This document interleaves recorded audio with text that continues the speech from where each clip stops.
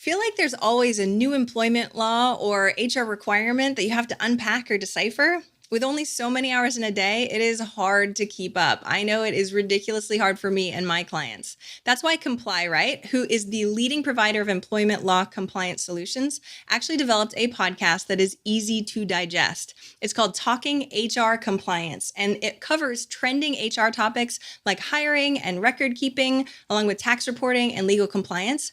And you get practical insights you can use from an experienced HR solution manager who's actually seen it all. And that's what we all need. Just tell us what to do.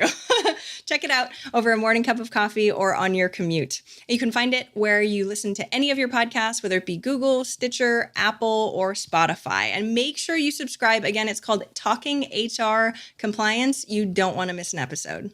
Potent advice and inspiration from real self-made millionaires. Welcome to The Eventual Millionaire with your host, Jaime Masters.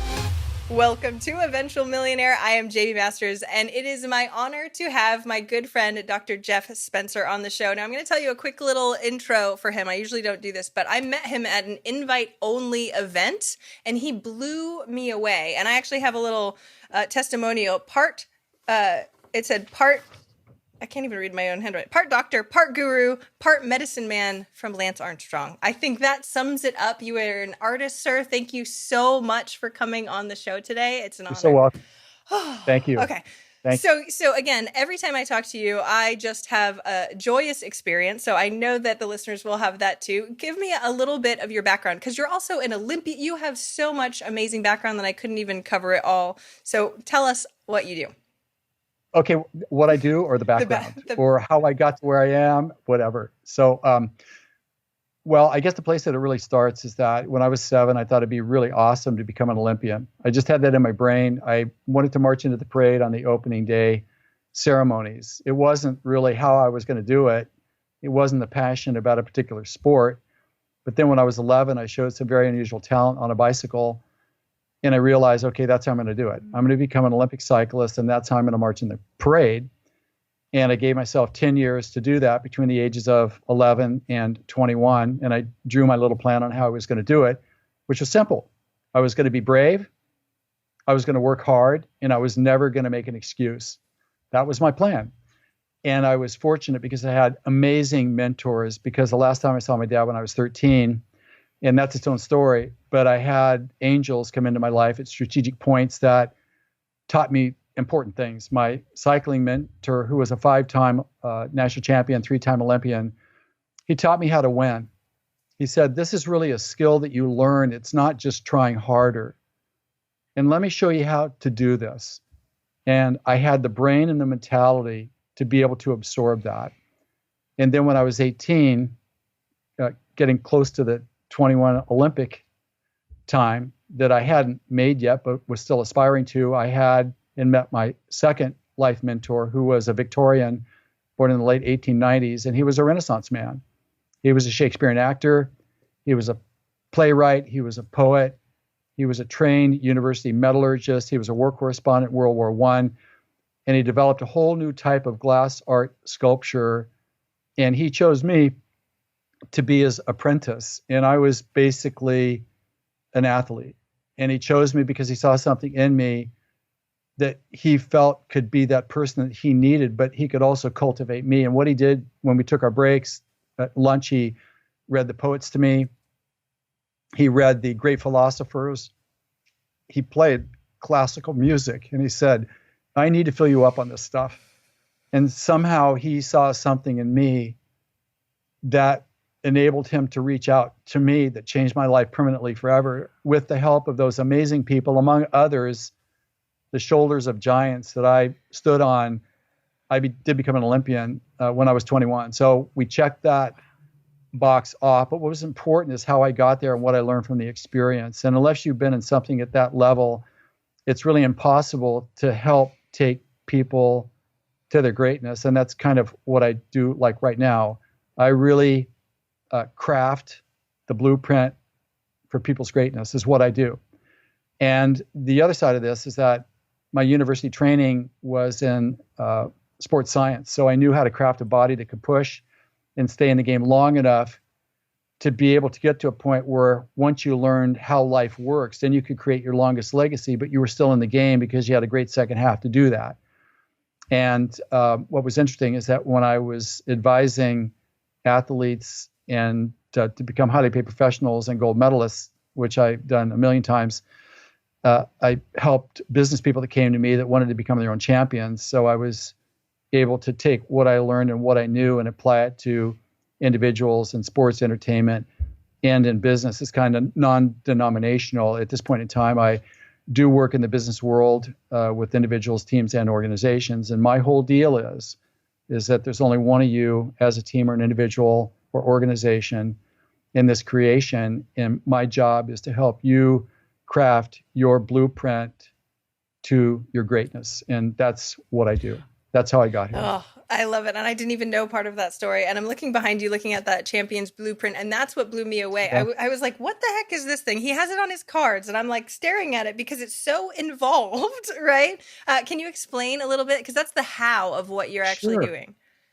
Well, what I discovered is that winning big is never an accident. Greatness is not an accident. People think you stumble into it or it's talent and will and you try harder and you get there. Great idea, but that's not true. There's a process by which a person is cultivated. Their mind, body, and soul is deliberately cultivated to learn the skill and the assets to be able to achieve. And to me, goal achievement is the life fundamental skill. Because if we can't manifest, then our dreams kind of don't matter because they're not going to find their way to the surface anyhow. And I feel like there's a lot of mythology that surrounds the whole idea of goal achievement out there. And the problem with that is that people think that they're the problem because they're not achieving. And I'm saying, well, you know what? I actually think a lot of this is the model. It's appealing to our human nature, but our human nature is not what gets us to great. It's really our champion mind that gets us there. And it's not just positive thinking. There are certain skills that you need. And I sat down and I said, what does this look like? And there's two fundamental parts to being able to achieve your goals consistently, predictably, and repeatedly. You got to know how to prepare to achieve your goals. No preparation, you can't get there. You can't just start and make it happen. Guessing doesn't work at a certain level. And then I realized that in contrast to the preparation, there was the performance side. And that's the champion's golden rule. First you prepare, then you perform, you do the homework, and the test is easy. So I've crafted that model that makes playing big our normal rather than the occasional exception. And we can go into detail if you'd like to do that as well. We are definitely going to, because what was so amazing about the model was that I looked at it and half of it is preparation and the other half is in the game. And I was like, nobody talks smart goals, all that stuff. Like nobody talks about that stuff. What? Well, here's just between you and me, the secret is that, rather than just smart goals, people want and need the right goal. Definitely. To me, which I've created a criteria for that I work with my clients with. I did that last night with my semi-private coaching group.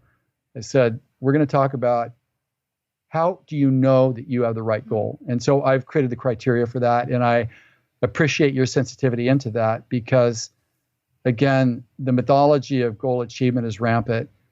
And I feel that usually the loser, in a certain sense, is the person that's willing to do the work. They can do the work. They deserve to win and play big.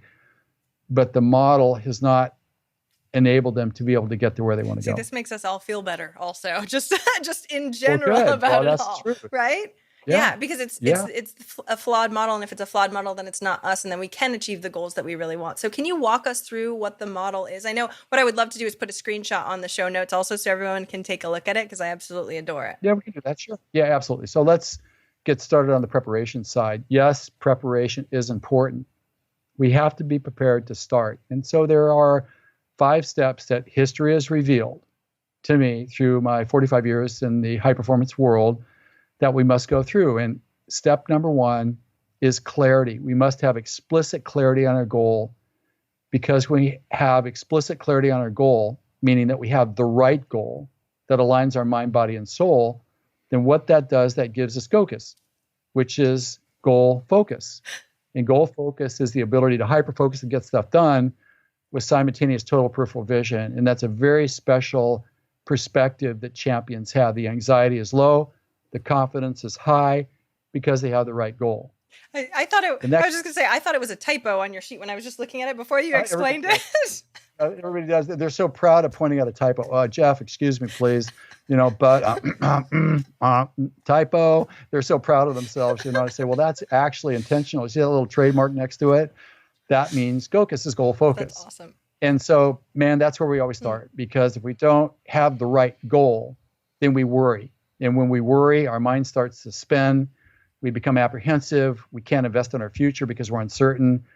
That's like a no-win proposition. What is this? And I would love to dive. I know we've got so much to talk about, and I want to dive in every single piece. I don't know if we have enough time, but I love talking to you. So how does that nuance of knowing, because it feels like it could be a slippery slope on exactly perfect right goal, and I'm worried as all heck, right? Is there a no? Well, no, we're not chasing perfection. Again, the definition of the right goal is that it's a goal that aligns your mind, body, and soul. Mm-hmm. And when you have the right goal and you run your proposed goal through the criteria that will challenge you to have to defend the goal that you think you want to pursue. See, people don't have a relationship with the goal. They just think they're really thinking about, what am I going to get back once I achieve this? Car, confidence, boat. They don't really have a relationship with the goal. And if you don't have a relationship with the goal, then you can't do what's necessary to support its creation. And in my experience with that. And so the right goal aligns your mind, body, and soul. And what does that mean to us? It means that we have taken our goal and we have challenged it against a criteria that forces us to have to look at it in a different way. And if we can answer the key questions that are part of the right goal, is this relevant? Are there indicators that tell me that this is the right goal for me? Is there enough gravity between me and it? Is the height and aspiration of this big enough for my mind, body, and soul? Is the time to completion? Do I have the time to do this? Is it the right time? If we can, in the affirmative, answer that, then we have alignment with our mind, body, and soul. And we experience that as a confidence in the goal, an excitement to get started, and really kind of a belief that we can actually do this. But most people think that, well, if I take the time to think about all this stuff, then somebody's going to butt in line, or I'm going to lose the opportunity, or the universe doesn't think I have enough confidence in this, so it's going to take away my idea. I mean, that's how human nature thinks. Because we're a little crazy sometimes, and that's okay too. Well, most of the time we are, and so we need a mechanism that's our truth serum against that, so that we can start to believe that we can actually do it, manifest, and live a life of passion and contribution. I love how cut and dry you make it seem, though, too, because it seems so wishy-washy for people. Like, is it the right goal? You're like, does it go through these criteria, yay or nay? And then if they do, then you can progress to the next level, instead of trying to be like, if it feels right or whatever. And don't get me wrong, feeling right. You don't want to do that. It's like, you don't want to do that, because there's a trail of evidence that your intuition will testify to. But if you try to make it something that it's not and you guess, that can be a very expensive mistake. And that's the reason why this really starts with this. Because here's a classic example of that, is that I know somebody that paid $25,000 for a mastermind, and he had this idea for this goal. And the mastermind told him, well, your apprehension that you have is the problem. You need to penetrate the fear by overcoming the fear, by taking action on that which you want to happen.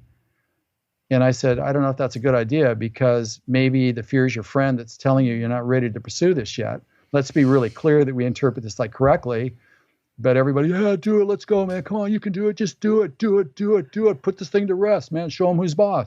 And so he went out and he wasted $25,000 on an idea. And the $25,000 that he spent for the mastermind was more than worthless, because of the harm that it did to him, his reputation, and his sense of value as a manifester, having to face what just happened there.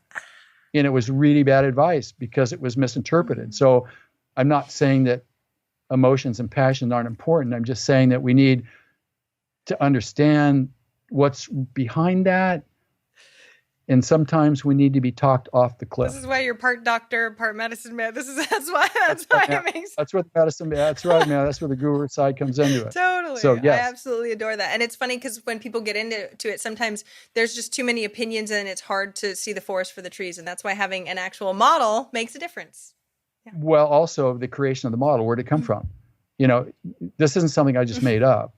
I spent 45 years in the high performance world as a participant myself, working with prolific achievers to see what the truth was. It was revealed to me through the process of doing it. And so rather than a marketing gizmo or something that sounds right and we hope that it's going to happen, we have a body of evidence that tells us that it is what it is. This is why I love and you. Evidence. Who knew? Yes. On this online world, we need that. Well, yes. Yeah. Well, our mind is the trickster because it talks us into things that aren't real. And so when I was talking to my semi-private group last night called the Champions Club, I was telling them about this very thing. It's like, because somebody asked me, well, how do you know whether what you feel is right or wrong? And I said, it's the trail of evidence. If you look at the evidence and it's there, then it tells you how fast to progress and step on the gas. But if it's not there, don't make it up that it is when it's not. And so there are these indicators that we need to be mindful of, and that's kind of my job to share with people what that is. An objective view. All right, let's continue on the model because I have so many more questions that I can ask you. I want to finish it up though. Yes. So next step. Okay. Yeah. Step number 2, we're still in preparation. We're not even pursuing the goal yet. And that's called motive. Like, why are we actually doing this? And the reason why an accountability to have the right reasons for pursuing a goal is that when we know it's the right thing because we vetted it against our mind, body, and soul, what that does, it gives us drive. Because we're going to fight for it now in a different way because we know why we're doing it. It's an entirely different ball game. And then step number 3 is impact. What's the impact of our goal when it's achieved? Nobody ever thinks about that. But when we take the time to really think about it and go through the exercises as it occurs in the playbook for the program that I've created for this, when you really understand this and have a close encounter with it, mind, body, and soul, then you leave with a different level of purpose. Your core conviction to pursue and achieve your goal is exponentially changed because of that. What does that look like? How do you define what the impact is? You just think about it? Like, tell me a little bit more about what you're doing. You don't think about it. You will know. Like, you will say, what is the impact of this on me and my legacy, good or bad? If it's wishy-washy, then you haven't spent time answering the question. So I just got done interviewing somebody that helps people with exits, right? He had $100 million exit and all that fun stuff. Yeah. And then the impact, though, that they didn't think about afterwards. Well, there you go. Then why did we wait till afterwards? Right. Well, I guess that's my point, right? They were like, oh, I lost my business and now I'm in grief because it was my baby. Right. Okay, there you go. That is 100% predictable, and that is 100% preventable as well. That's the conversation that has to happen before. Love it. Look, there's no, everybody knows I work with Lance and I work with Tiger, right? And they both kind of have black eyes. Okay, I get that. But part of the question was, where was the person early on in their life that talked to them about the risks that they would be taking later? Like, all of a sudden this just shows up. I mean, that's the reason why, in my opinion, anybody in business, even if you're just getting started, first year, third year, fifth year, whatever, you're on your way to your first million, there needs to be this level of conversation about our experience as a human going through this. And that's what I do with my group and my advisory. It's about you. When people say, what do you need for your business? What do you need? They go to their business. My deal is, what do you need as a human? Can you lead? Are you confident in what you're doing? These are the really important X factor sides that need to be there fundamentally for us as a human. And that's part of my rampage, is to make sure that we don't live our lives in illusion with just a hope of a bigger future. But I would rather have a certainty of progression to be able to get there. I love that you call it a rampage. I agree. I love your feistiness around it all. Exactly. I am. But on a rampage, I don't accept the fact that there's only one of us in all of creation. We're going to look back in 70 years and said that we squandered our life. That's not acceptable to me. I love it. It's not acceptable. You're getting everybody fired up now too. I know. Okay. That's awesome. This is why every time I talk to you, I'm like, oh, I want to go do more things. That's why you're called the corner man, right? I love it. All right. So what's the impact, and what's the next one? There we go. So step number 4 is mindset. And so when we talk about mindset, we're not talking about affirmations. We're not talking about positive thinking. We're not talking about gratitude journals. We're talking about do you really have what it takes to step into what has to go right to manifest this? Because if you have the champion's mind, then you can take action despite your fear-based survival impulses that hold you back. But you have to understand what that is and how it operates, because it's the ultimate trickster.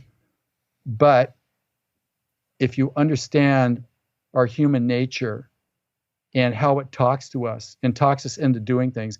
Have you ever said anything to somebody that you regret saying, but yet it seems so good when you said it? Well, that's a typical example of our human mindset, because it's not about excellence, it's about survival. That has to be transcended by the champion's mind that can take action despite our survival impulses, because it can hold that space to make that happen. And when you can do that, then you have the rarest of all human attributes, which is courage. Taking action despite your fear-based survival impulses. Not being reckless and trying to show it who's boss, but having evidence of what has to go right when, and stepping into that execution when it counts. How do you know when? I have so many questions on this too. How do you know if you do or if you don't? Because like beforehand, you were telling the example of the guy that had fear, and it's like, ooh, well, where was that? Just a fight or flight response? Is that trying to something that he should get over? Because that's kind of what you were just saying beforehand. How do you know the difference between those? Well, we have to understand our human nature. I mean, I have a whole chapter devoted to that, and a whole video devoted to that, and that's usually what I will present when I'm on stage, because it's that vital to me. And unless we understand that there are two parts to us that are at war with each other 24 hours a day, you have your human primal instincts that are fear-based, that only care about survival. They don't care about your excellence.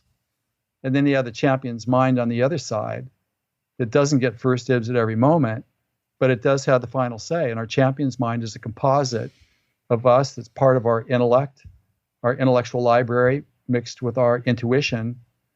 And we know how that presents, and we know what decisions it makes in critical situations. And therefore, when that's applied, then it overcomes our human mindset and it pushes it into the background, because you can't shut that off. Like some of the mythology here. Well, I can't take action right now because I'm afraid. What do you mean you can't? You just have to know what to do and execute it despite the fact that you're afraid. Or I got to be perfect, therefore I can't win. Well, I helped a guy win a gold medal because I told him, you're believing that unless you're perfect, you can't win. And your whole team's thinking like that. You ought to fire your whole team and just do the one or two things that count. I said, it's not about trying your best, it's about finding a way. So we have to recognize our human nature that's incredibly predictable. It is so predictable. Given the set of circumstances, you can bet 99% of the people are going to do a predicted thing. But it usually is going the wrong way. How do you know, though? So because it is so potent, right? And like you said, comes out first. It could actually be lethal. Yeah, right? exactly. I guess, and that's my point. What if you start working with someone and you're like, you ain't got it. You don't have the champion mindset. I already know that in advance. Okay. If I'm working with them, then I discover that I haven't done my job. You know, I know in 5 minutes whether a person. How do you know in 5 minutes? Yeah, tell me. I don't know. I just have this filter inside me. I hear the words. Well, I think also, being older, it takes a while. Okay, I'm 68. I got a 21-year-old daughter. I don't know what 68 looks like or feels like or supposed to be, but, with a lifetime of experience, you start to see things that just are. They are because they are. And if you see this, you know that this is going to happen. You may not think it's going to happen. That's why we make all these mistakes early in our life, because we think the way that we see it is what it is. And then once we get beat up, by the time we're 30, maybe the white flag goes up a little bit, and we realize that maybe our way isn't the way that maybe we should get some counsel on interpreting what we're experiencing rather than learning it the hard way. And so that's the reason why mentor is absolutely critical. Unless there's an influence in your life that can point out to you what the reality of it is to shortcut your learning, it may take you 20 years to get someplace that you can get to in 2 if you had the right advisory. And that's the whole reason why I created my program. It's the whole reason why I do my advisory one-on-one. It's the whole reason why I have my Champions Club, is so that, Uncle Jeff can show up and he can point out, well, what this means is this. And our human nature would naturally, we would expect it to do this. So when it shows up, we're going to avoid it. And we're going to do this instead because history tells us that this will take us to where we want to go. So it's amazing. If Dr. Jeff lets you into his programs, and at least you have enough grit to be able to at least complete part of the circle, right? Because it matters. Don't get unscathed. We want to limit the scar tissue. The unnecessary scar tissue. Oh, that's really funny. Okay, yes, I completely agree, and it's amazing that is such a core piece, and I just love that you actually verify that beforehand, because a lot of people will take on coaching clients or whatever and be like, oh, I don't think they can get it, but I'm going to try and take their money and help them. No, that's the biggest abuse of the greatest honor. The greatest honor is to have somebody entrust you with their legacy. I mean, I can't think of a bigger honor. It's got to be held really sacred in a sacred vessel to usher it through life's minefield, like in my opinion. That's why I said I was honored to have you here. Like you are so wise. It's insane. Just so we're clear. I know it's all challenge. Right? It's all challenge. See, this is why I like you too. All right. So what's the next step after mindset? Okay. The last preparation step is resources, meaning time, energy, material, supplies, team, plan, knowledge, skills. We got to make sure that that's there. That's like going into the supermarket, making sure the stock is there that we need to get started correctly. You don't need to have everything you need to achieve your goal, but you need enough there to be confident. And so when you've gone through these 5 steps and you've achieved the outcome for each of the steps, then you're left with one thing. You trust your preparation and you're ready to start. And at that point, then you push the go button, but you don't push the go button before you get there. See, and most people start at resources. Well, what do we have? What are we working with? Let's make something up as a goal. Really, and let's go. I think that's generous. Why don't we just get started and let the process fill itself in? Yeah, I mean, there is a certain amount of reading terrain through intuition. Yes, but I really feel like I've never seen anybody just guess at starting. Because here's what I do know. Starting is the first step in performance. Is that when you do start, you do not want to stumble out of the gate.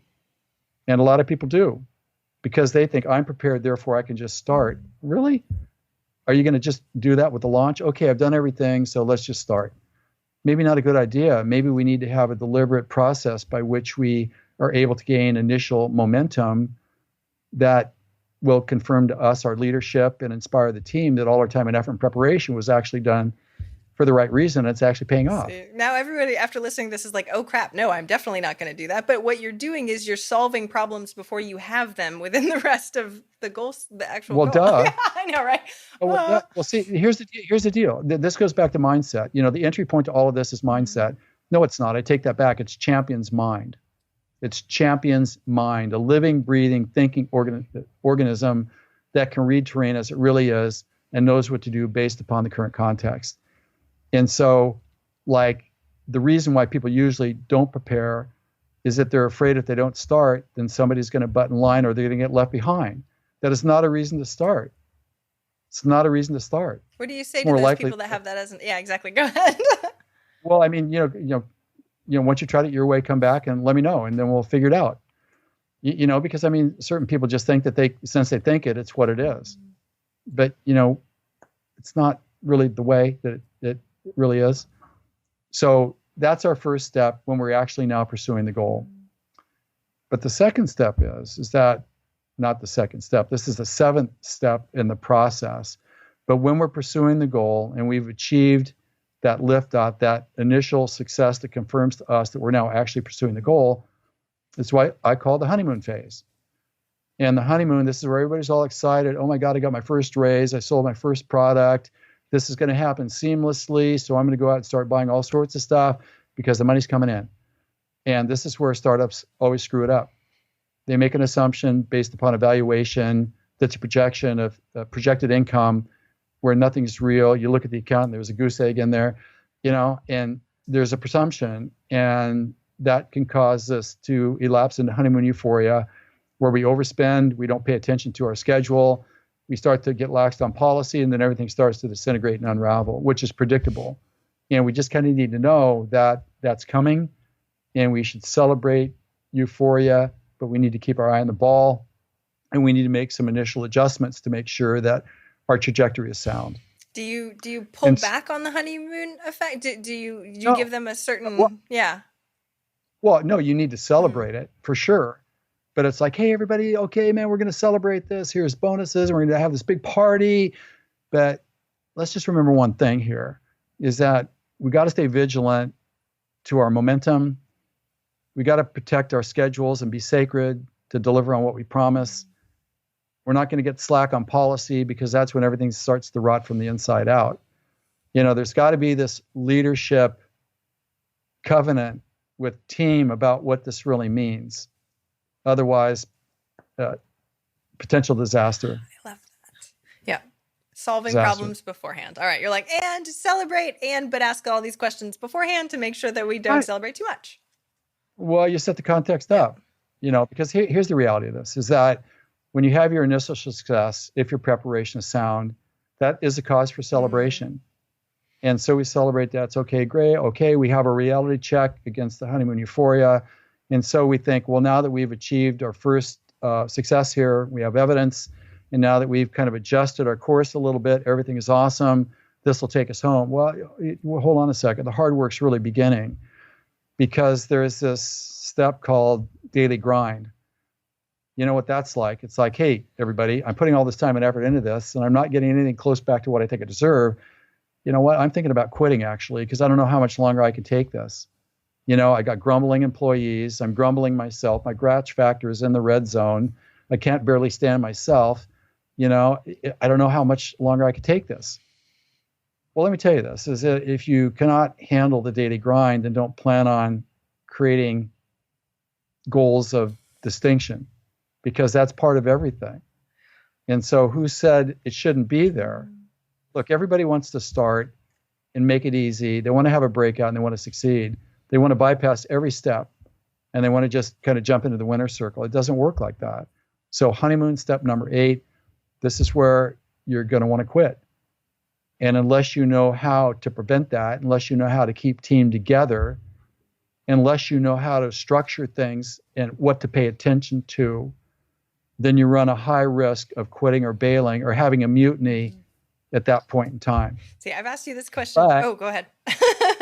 But if you know what to do, then you're going to wake up one day and believe you can do it because you've hit critical mass. Okay, before you get to critical mass, though, I want to ask this question because this came up before. I've already asked you this question, but I think it's really important for people to hear it too. Yeah. How long does the daily grind last? Because I feel like a lot of people listening are going, I'm so in the daily grind right now. I didn't do a great job beforehand at setting up the goal, so now my daily grind could potentially last a really long time also. So how length of time, how do we deal with it? How do we know how long it might be? Well, the first thing that I want to say is that goal setting is not goal achievement. So you can do all the goal setting courses that you want, but if you don't know how to achieve a goal, then you may not get to where you want to go. So I want to be really clear about this. Somehow we think that, oh yeah, we just set a goal and somehow it all backfills because we can envision the castle on the hill. That's a great idea and it's important to do, but I just want to be really clear from my perspective is that setting the goal, again, it goes back to the right goal. If you have the right goal and you prepare well, then you don't even need to think about it. Well, it depends. Like when I had aspirations of becoming an Olympian, my daily grind was 9 years. But was it worth it? Yeah, of course it is. And the factors that influence the time of the daily grind are all about your preparation. It's about how well are you actually reading the context of your business moment by moment. Because the amount of illusion or assumption that you have that isn't real will extend the daily grind. That's why it's important that we have somebody in our corner being able to look at the challenges associated with the daily grind and what should be anticipated so team is informed about it, where there are no surprises. But that doesn't mean that you're not going to have to buckle down and dig deep to get through it.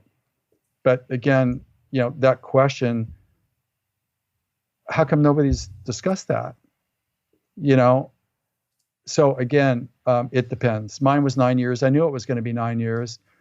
It was 9 years of pain because cycling is like really painful. I mean, you're putting yourself at your limit.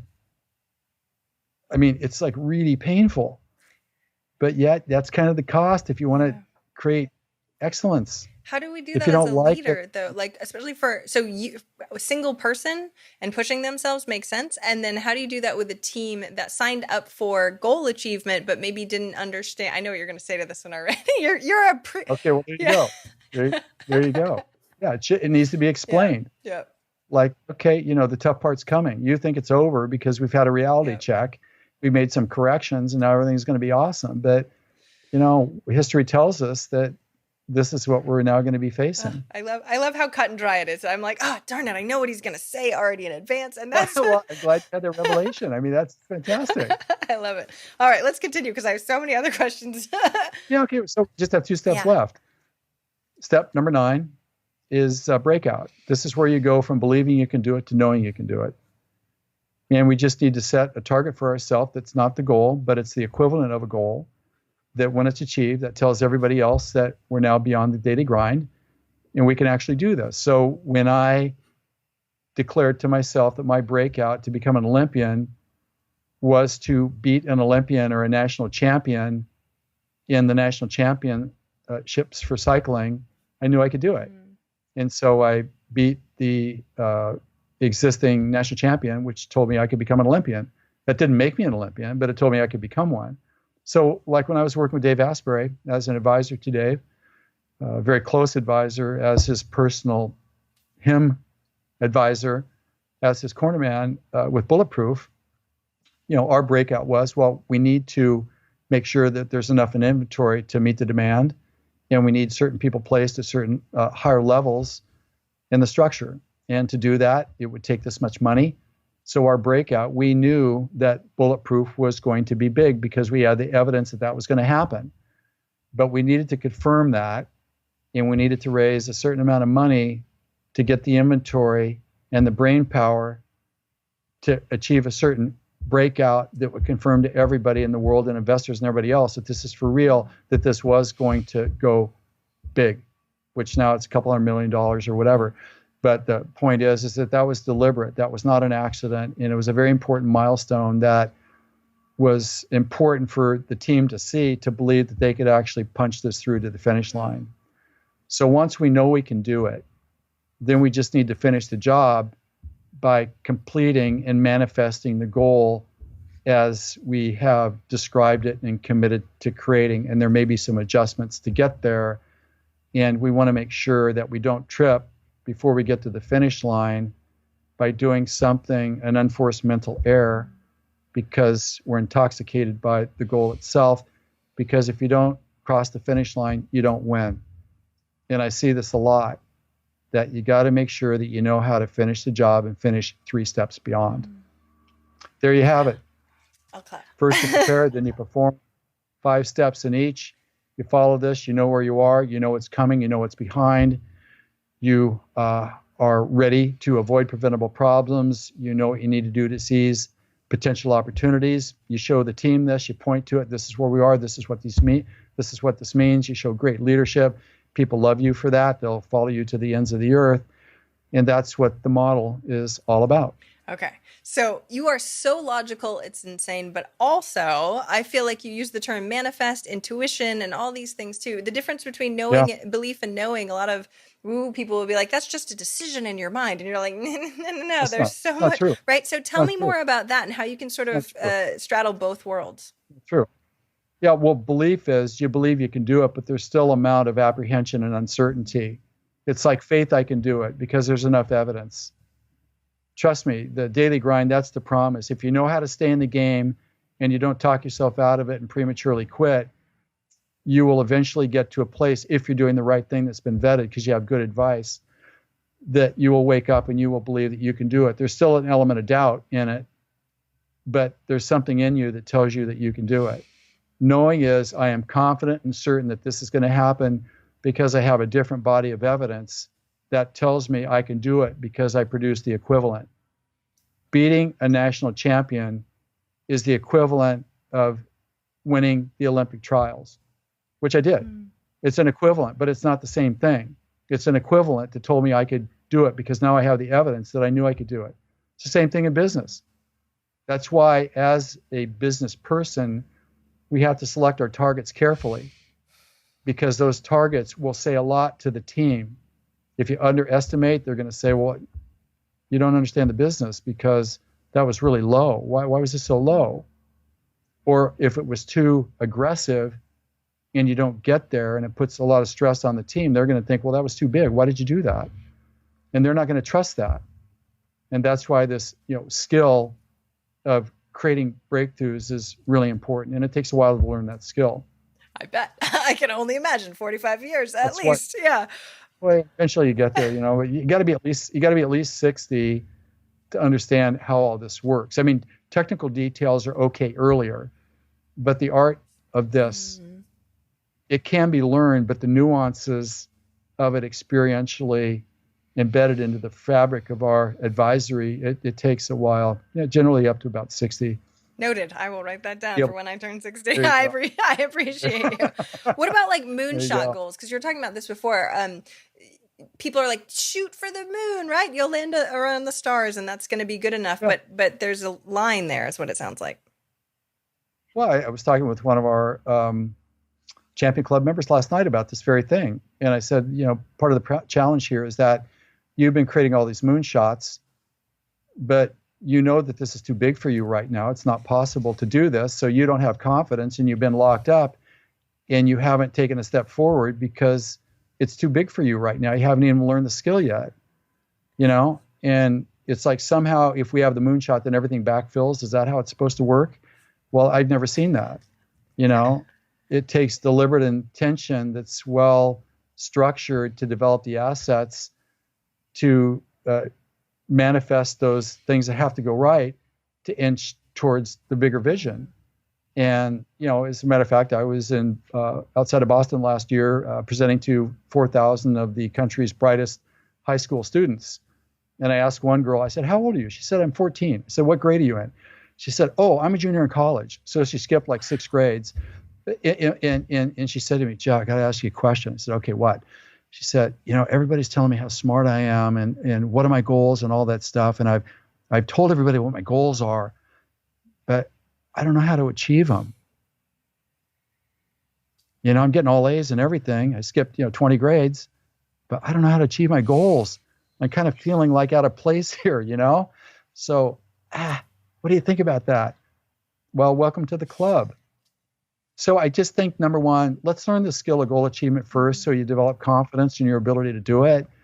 And then you can engage loftier goals with greater confidence and certainty. And as we develop that, then we're going at our own pace. We have less anxiety. Look, I know everybody gets up at night at 2 a.m. and walks around like, what did I do? Why am I doing this? What is the next thing that I do here? I'm breaking out in the sweat, and I get that. So I just think, first thing, let's learn the skill of goal achievement and how do we prepare and how do we perform. Let's follow the champion's golden rule. And then let's go for more aspirational goals.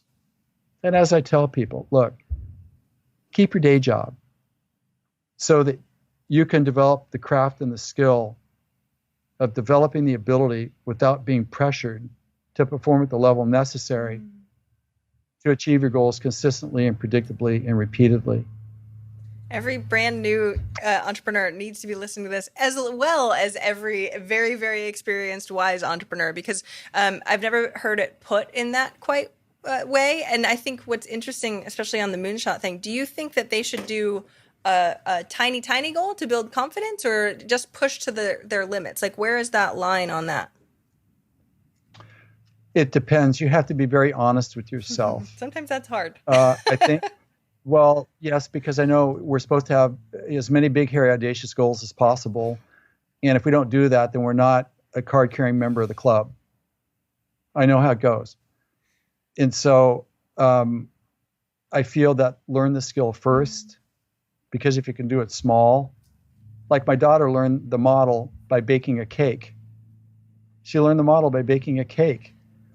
And so, again, do we know and understand the steps to the model? I feel that at a certain point in time, yes, you go for a goal that's slightly outside your reach because it really generally means that you can't achieve it. You just haven't tried it yet. But it has to be consistent. And so I do feel like we need advisory in counsel about what's the right reach for us at any point in time.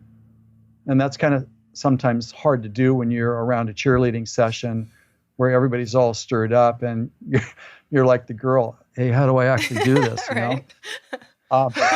Ashamed to even ask the question, right? Because she's, Well, yeah. You know, God, you know, I got all these awards, but I have no idea how to do this. So that's kind of what I think. That's a matter of timing and aspiration. But I think it's better to be progressive in our skill development. Let's reduce our anxiety. Keeping your day job is a badge of honor. It's not a compensation. It's not a capitulation. It's not a downgrade. It's not. It's a sign of respect for your future. That's what it really is. You know? Yeah, that's really because important. You're saying, I need to learn this better first. Yeah. It's a badge of honor. Yeah. It's seriously a badge of honor. You know? And unfortunately, people feel ashamed that they haven't quit yet, or that they can't do it, and that all that head junk, it makes it even harder for them to actually. Well, okay, so what is that? Is that the human nature? Or is that the champion's mind? Which one is it? And of course, we know it's human nature. The human mindset get first dibs at every moment. You know, that's not a champion mind decision. In those moments, no matter how. I just have so many things. In those moments, though, how do you slow yourself down enough to know that that was human nature, and then to recalibrate in those moments to have your champion's mind? Well, you have to have an awareness of what you're thinking and what your impulse is.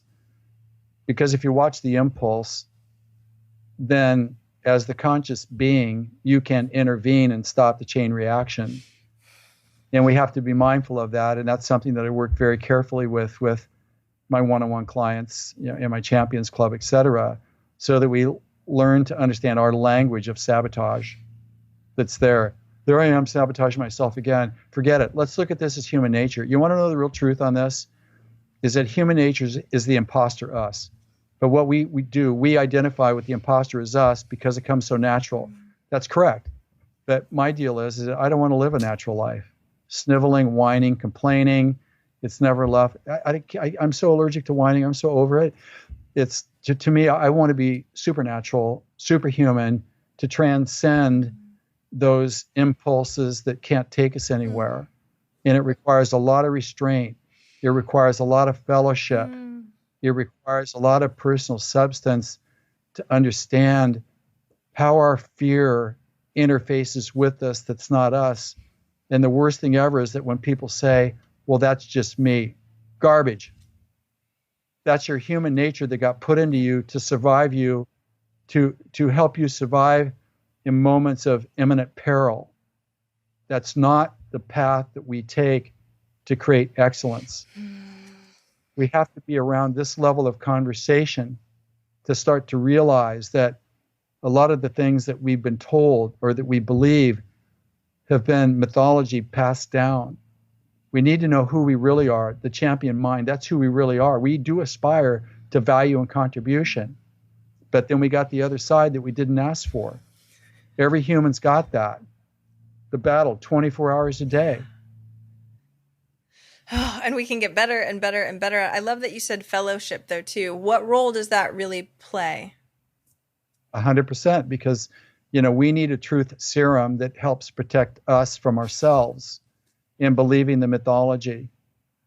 Because if we're around the mythology, a perfect example was that if you don't have a moonshot, then you're not welcomed into the club. You know, that may be the case. It may not be, but I'm just kind of hypothetical example here that we're almost afraid to maybe admit that smaller may be better for us at this time, where for me, that's a badge of courage. You know, it's like you're looking at it for what it like really is. And we need to give each other, well, I think for myself, my advisory to individuals, teams, and et cetera is like, we go at the pace that represents our ability to execute what has to go right to get us there and learn the process, you know, for next. And so we have to understand that in certain situations, we do put ourselves in places of vulnerability where we may feel out of step. We may feel a bit insecure, but that doesn't mean that that's the right thing that we should be experiencing. And So with this idea of sobriety, of reading context is like really essential. And that's why this idea of community that has a like-minded temperament and personality and inclination, we need to be around that. And we know we're in the right place when we show up and we feel calm and confidence, and it feels like it's a place that we need to be, that nourishes and enriches our soul. You know, if we feel like we're being challenged or intimidated to go for more and there's a resistance in it, then that may not be the right conversation, like at the right time. How do you get so sensitive to those emotions or those feelings that you have? Because it seems like you're amazing at it. And I know when other people are listening, they're like, oh, I don't even know if I feel the resistance. I'm like, yeah, I guess I'm supposed to do this thing, right? How are you so sensitive to what you're feeling? I've always been like this. I just have a heightened sense of self-awareness, but I've been able to articulate it and understand it and help other people understand the language of themselves and what their actions and responses to life are and what they mean, so that they can start to develop a relationship with self and proactively avoid circumstances that are triggers that cause us to react in certain ways that are a disservice to us and our progress forward. And it doesn't mean that we can't eventually gain the skill to transcend it. It just means, like right now, why put ourselves in a situation? Because every time we react, it reinforces the reaction, just embeds it deeper. And it creates it more difficult for us to find an exit route, like out of it. Yes. Preach. Seriously. I mean, well, yeah. I'm just channeling the observation, you know, as I see it. Everything is perception, and so it's really cool to be able to hear how you view the world, because it makes so much more logical sense to this crazy world that we're bumping around in anyway, right? And if we can really get that shift that you're talking about, especially with the goal achievement and the roadmap, so that way we don't feel so crazy along the way, or at least if something bumps along the road, we know why it bumped instead of trying to go, that came out of nowhere, right?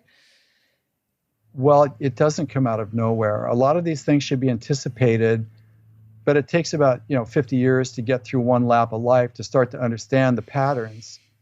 And eventually, I did this before and it didn't work, so I'm going to avoid it this time. If we can kind of shortcut that to streamline our path forward and increase our confidence and our ability to read context, to know when to turn right and when to turn left, I just can't say enough about the value of what that is and the importance of having a environment that we can immerse ourselves in that helps us understand that, to conserve our energy, to conserve our resources, to build our confidence and our certainty. I know the value is huge, hence the reason why I'm so honored to have you on the show. Now I know we're gonna put the goal achievement roadmap in a picture, so that way you can actually see it on the show notes, so everyone can take a look at actually what goes into it. I know I have to start wrapping up, but I know I'm gonna have you back on the show again because it's a joy. What is one action listeners can take this week to help move them forward towards their goal of 1 million?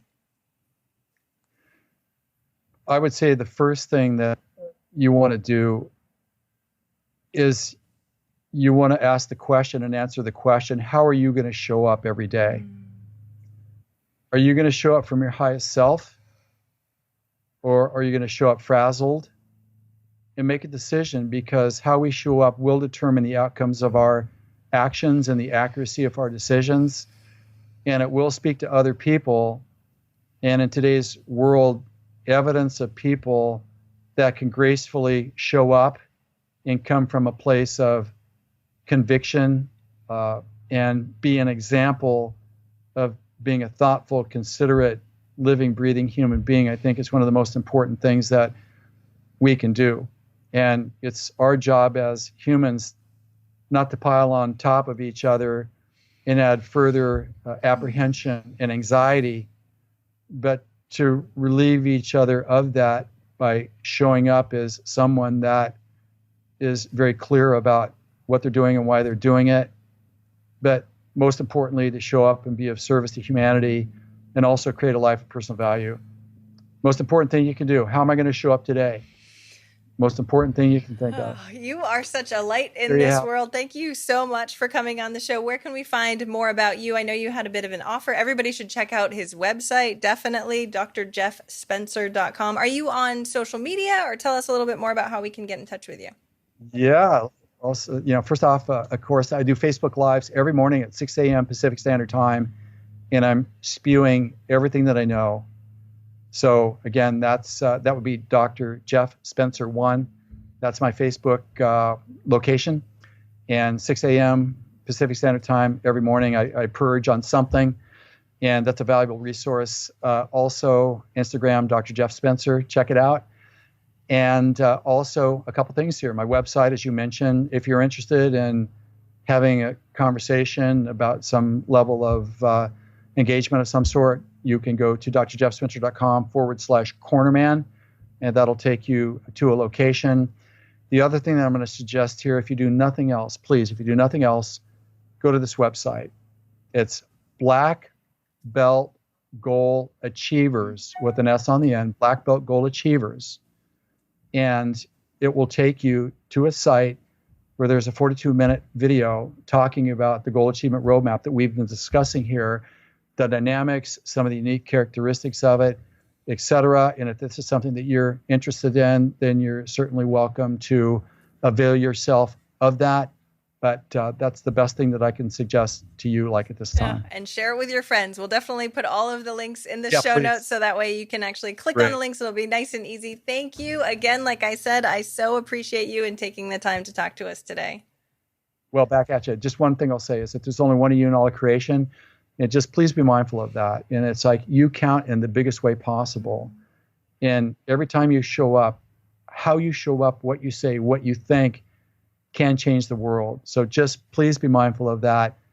7 billion people on this planet, and there's only one of you, which uniquely qualifies you to do some extraordinary things. Thanks again for the privilege, Jaime. Immensely appreciated. Thank you. Thank you. And have an amazing day. If you enjoy this show, I would really appreciate your wonderful words of feedback. Go leave me a review. I would love a rating, whatever you can do in the time that you've got. I would so appreciate it.